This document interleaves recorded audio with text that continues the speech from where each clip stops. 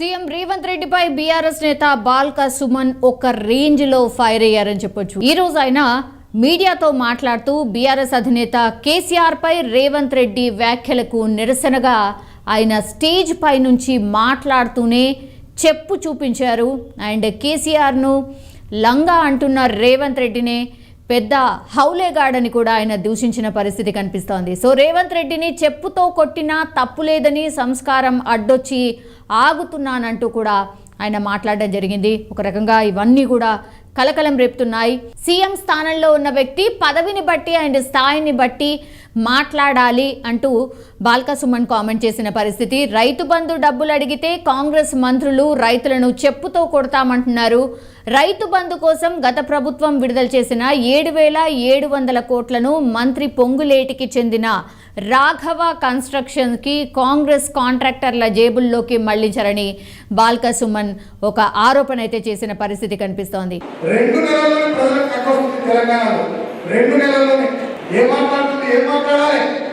సరే కాలం కలిసి వచ్చి మీ అదృష్టమో మా తెలంగాణ ప్రజల దురదృష్టమో ముఖ్యమంత్రి కూర్చున్నావు. గతంలో చిల్లరగా లెక్క, పోటీగా లెక్క, అవరగా లెక్క మాట్లాడిన నువ్వు ఇవాళ నువ్వు కూర్చున్న స్థాయి, పదవిని బట్టి, దానికి ఉన్నటువంటి విలువను బట్టి పద్ధతిగా మాట్లాడాలి.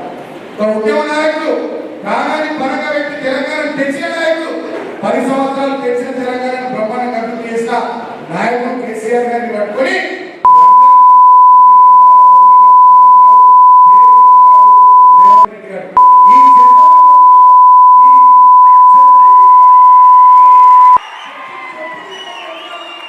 దీనికి సంబంధించిన రియాక్షన్స్ ఆల్రెడీ స్టార్ట్ అయిపోయాయి. ఎందుకంటే బాల్క సుమన్ ఇట్లాంటి వ్యాఖ్యలు చేయడం ఏంటి అన్నటువంటిది చెన్నూరు నుంచే, అంటే చెన్నూరులోనే ఈయన ఈ కామెంట్స్ చేశారు. సో అక్కడి నుంచే బాల్క సుమన్ దిష్టి బొమ్మను దహనం చేసి కాంగ్రెస్ పార్టీకి సంబంధించిన కార్యకర్తలు బాల్క సుమన్ డెఫినెట్లీ క్షమాపణ చెప్పాల్సిందే అంటూ పెద్ద ఎత్తున ఆందోళన చేసిన పరిస్థితి కనిపిస్తోంది. బట్ ఇట్లాంటివి ఎప్పుడైతే మాట్లాడతారో నిజంగానే రాజకీయ నాయకులు ఇలాంటివి మాట్లాడినప్పుడు మాత్రం కొంత అటు నుంచి అయినా ఇటు నుంచి అయినా దాడి డెఫినెట్లీ ఉండబోతోంది. బట్ ఒక్కసారిగా షాకింగ్ కామెంట్స్ ఇవి. సో ఒక రకంగా స్టేజ్ పై నుంచి చెప్పు చూపిస్తూ